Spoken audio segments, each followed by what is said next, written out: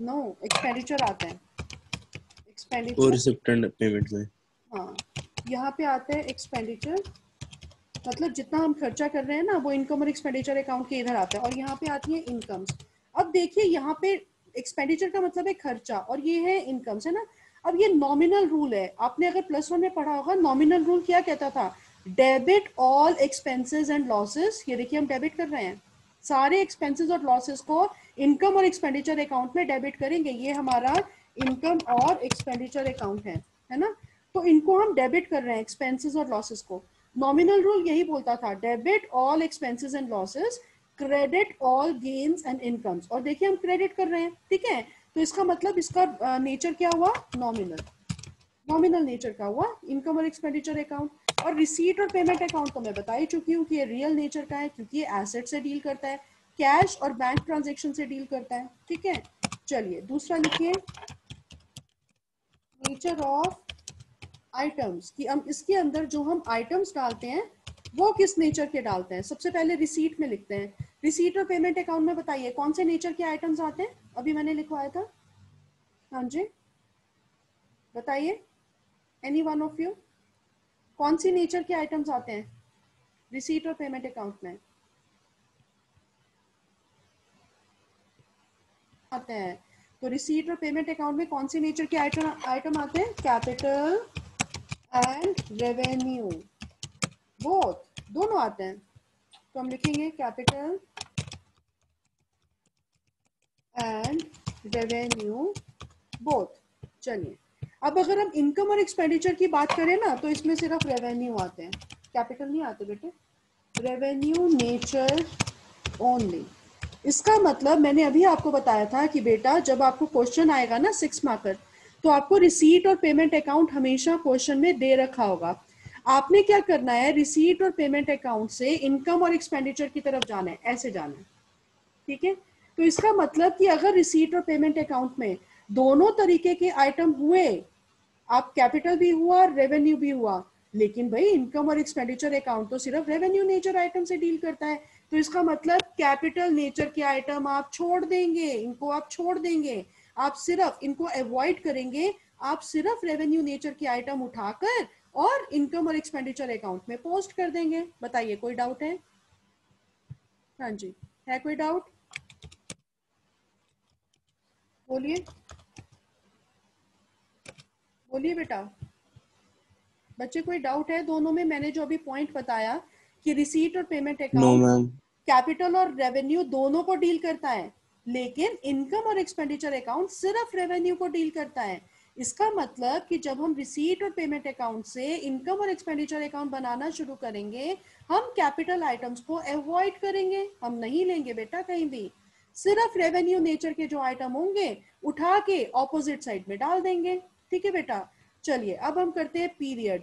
अब रिसीट और payment account में कौन कौन से आइटम इन्वॉल्व होते हैं, प्रीवियस भी होते हैं, अभी तो लिखवाया था, करंट भी होते हैं, है ना, और सक्सीडिंग भी होते हैं, यानी कि पिछले साल के भी, करंट ईयर जो भी चल रहा है उसके भी, और जो आने वाला साल है उसके भी। लेकिन बेटा आपने याद रखना है, इनकम और एक्सपेंडिचर अकाउंट में सिर्फ करंट ईयर के आइटम्स आते हैं, करंट ईयर ओनली, सिर्फ करंट ईयर के आइटम्स आएंगे। इसका मतलब हम कौन कौन से आइटम्स छोड़ देंगे, एक तो हम प्रीवियस ईयर को छोड़ देंगे, और दूसरा हम सक्सीडिंग को भी छोड़ देंगे, इनको अवॉइड करेंगे, हम सिर्फ करंट ईयर की आइटम उठाएंगे, उठा के इनकम और एक्सपेंडिचर अकाउंट में डाल देंगे। बताइए कोई डाउट है, हाँ जी, बोलिए। ओके, अब हम बात करते हैं यहाँ पे नंबर 4 पॉइंट, और वो है बैलेंसेस। अभी मैंने बताया था कि रिसीट और payment account it starts and ends with cash और बैंक बैलेंसेस। ये शुरू भी कैश और बैंक से होता है, और इसका अंत भी कैश और बैंक में ही हो जाता है बेटा, है ना।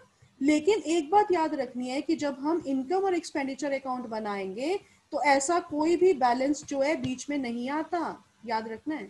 इसका मतलब है क्या है, no such balances will appear here कोई ऐसा बैलेंस नहीं आएगा। इसका मतलब ये हम पूरा का पूरा अवॉइड करेंगे, ना तो हमने ओपनिंग बैलेंस डालना है कहीं कैश और बैंक का, और ना ही क्लोजिंग बैलेंस, दोनों को अवॉइड करना है जब हम रिसीट और पेमेंट अकाउंट से इनकम और एक्सपेंडिचर अकाउंट बना रहे हैं। ये बातें बहुत जरूरी हैं बेटा, याद रखना इनको, अगर भूल गए ना तो फिर सारा मुश्किल हो जाएगा काम, है ना।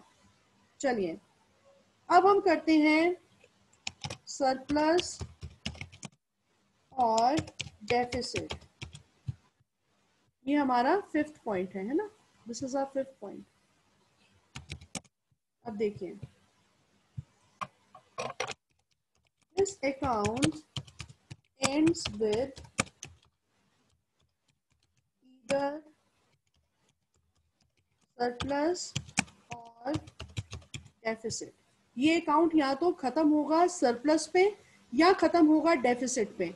अब पॉइंट ये है कि हमें कैसे पता चलेगा कि कब हमारे पास सरप्लस है और कब हमें डेफिसिट हो रहा है। तो लिख लीजिए कंडीशन, सरप्लस तब होगा व्हेन इनकम इज ग्रेटर। अब ग्रेटर का साइन कहाँ है यहाँ पे, देखिए, इज ग्रेटर देन एक्सपेंडिचर। भाई अगर हमने कमाया ज्यादा और हमने खर्चा कम, तो एग्जैक्टली इसका मतलब क्या है कि हमारे पास सरप्लस है ना। और डेफिसिट कब होगा, ऑपोजिट काम है, जब हमारा खर्चा ज्यादा हो जाएगा, expenditure is greater than income, उल्टा काम। ये पॉइंट क्लियर हो गया, बताइए। सरप्लस समझ में आ गया कब होगा। Yes, ma'am. हाँ, सरप्लस का मतलब होता है एक्सेस, है ना। एक्सेस तो तभी होगा अगर हमने कमाया ज्यादा और हमने खर्चा कम, हमारे पास फंड ज्यादा आ गए, क्योंकि एनपीओ तो फंड इकट्ठा करता है ना, फंड ज्यादा आ गए और हमने खर्चा उसमें से कम, तो हमारे पास सरप्लस कैश है, ठीक है। डेफिसिट का मतलब होता है कमी होना।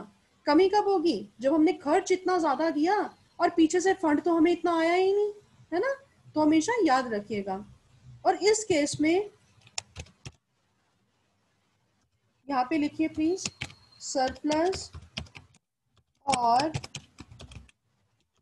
Deficit does not fall here, है ना, क्योंकि इसका तो ये किससे एंड होता है, इसका कैश और बैंक बैलेंस से, सिंपल सी बात है ना। बैलेंस कैरी डाउन आ जाता है कैश और बैंक का, सरप्लस और डेफिसिट यहाँ पे नहीं आता, ठीक है। तो ये अनदर पॉइंट ऑफ डिफरेंस है। आई होप ये पॉइंट आपको क्लियर हो गया, बताइए, नहीं क्लियर हुआ तो पूछ सकते हैं। हाँ जी, क्लियर हो गया, बोलिए। Yes, ma'am. डेबिट और क्रेडिट।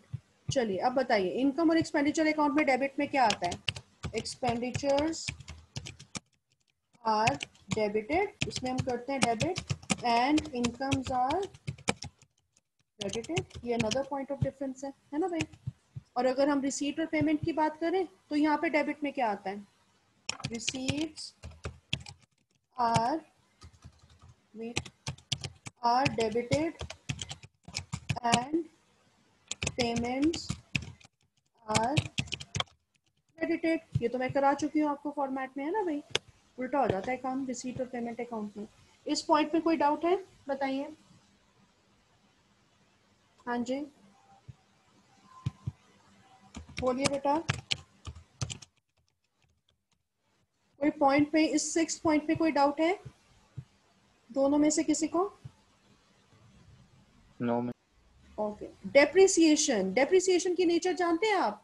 डेप्रिसिएशन नीचे आप लिख सकते हैं, क्योंकि ना आपको याद होना चाहिए, नॉन कैश एक्सपेंस होता है। तो भैया अगर ये नॉन कैश एक्सपेंस है रिसीट और पेमेंट अकाउंट में, तो आ ही नहीं सकता, क्योंकि मैंने आपको सबसे पहला पॉइंट रिसीट और पेमेंट अकाउंट में लिखवाया था कि ये सिर्फ कैश ट्रांजैक्शन से डील करता है ना। So it does not fall here, यहाँ पे फॉल नहीं करेगा।